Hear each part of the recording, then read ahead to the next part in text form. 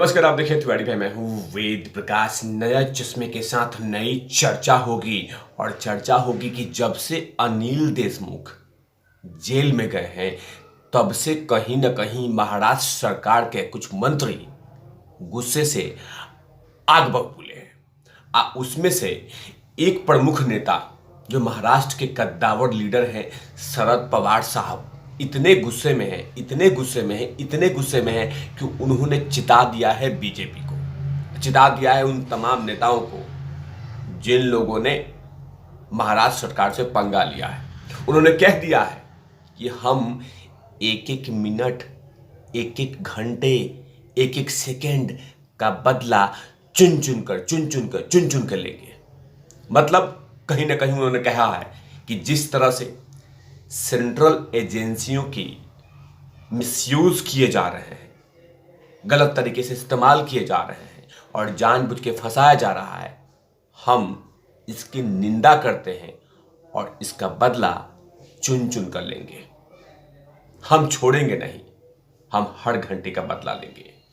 और उन्होंने बहुत ऐसी बातें कही है जिससे सीधे तौर पे भारतीय जनता पार्टी को निशाना साधा है। लेकिन शरद पवार साहब, मान लीजिए कि मोदी सरकार या अमित शाह जी सेंट्रल एजेंसियों का गलत इस्तेमाल कर रहे हैं, लेकिन जो आरोप अनिल देशमुख, परमबीर सिंह और सचिन वाजे ने एक दूसरे पर लगाया था, क्या उसमें भी सेंट्रल एजेंसी शामिल है? क्या उसमें भी शामिल है? सचिन वाजे ने मुकेश अंबानी के घर के बाहर में प्लांट किया था बॉम्ब, क्या उसमें भी सेंट्रल एजेंसी की गलती है? उसमें भी 100 करोड़ की उगाही का खेल का जन्म हुआ था। गया गया गया 100 करोड़ खजाने का, क्या उसमें भी मोदी सरकार की सेंट्रल एजेंसी काम कर रही है? क्या कंगना का घर तोड़ दिया गया, क्या उसमें भी सेंट्रल एजेंसी काम कर रही है? मतलब कि महाराष्ट्र सरकार करे तो सब कुछ बेहतर है, महाराष्ट्र सरकार के कुछ मंत्री अपने गलतियों से फंस जाए तो उसमें भी मोदी सरकार की गलती है। शरद पवार साहब, जिन लोगों पे आरोप लगा है, जिन लोग पे कार्रवाई हो रही है, जो लोग जेल जा रहे हैं, जिन लोगों पे इन्वेस्टिगेशन चल रही है, वो कहीं ना कहीं किसी न किसी गबन में फंसे हुए हैं। इसीलिए ये सब चीजें हो रहा है। अनिल देशमुख जी पे कहीं पे भी मोदी सरकार ने जानबूझ के किसी ने चीज ने थोपा नहीं है, बल्कि इन्हीं के क्लासमेट, जॉबमेट, साथ में बैठने वाला, उठने वाला, चाय पीने वाला सचिन वाजे परमबीर सिंह ने चिट्ठी लिखी थी। उसी की गलती भुगत रहे हैं अनिल देशमुख जी। कहीं पे भी कोई गलत एजेंसियों का इस्तेमाल नहीं हो रहा है। दूसरी बात आते हैं, संजय राउत जी के परिवार पे गबन आया था कि 50 लाख का कुछ हेरा फेरी हुआ था। यह खबर आई थी, संजय राउत जी ने मना किया कि हां ऐसा कुछ भी नहीं हुआ है। लेकिन क्या हुआ आखिरकार? चुपके से जमा कर दिए, मामला शांत हो गया। तो उसमें भी यही शामिल है, जिनके ऊपर में आरोप लगा है उन्हीं पे ईडी जांच कर रही है। लेकिन हां, शरद पवार साहब कहीं ना कहीं इसलिए भड़के हुए हैं कि उन्हीं के पार्टी के नेता, एनसीपी के नेता अनिल देशमुख जी जेल में है और कुछ चीजें इसीलिए उनको लगातार परेशान कर रही है। तभी तो उन्होंने कह दिया है कि हां, मैं बदला लूंगा। एक एक मिनट का, एक एक घंटे का चुन चुन कर बदला लूंगा। साथ में उन्होंने यह भी कहा है उस रैली में कि मैं ये कह रहा हूं कि तुम लोग कितने भी छापे मार लो, कितनी भी अरेस्ट कर लो, हम आम लोगों को साथ में लेकर महाराष्ट्र राज्य में कभी नहीं आने देंगे। आपको 100% हार का सामना करना पड़ेगा। मैं कह रहा हूं कि तुमने अनिल देशमुख को जेल में डाला है। मैं हर दिन और हर घंटे की कीमत वसूल करूंगा। मतलब शरद पवार साहब ने सीधे कह दिया है कि हम पूरी तरह से बदला लेंगे।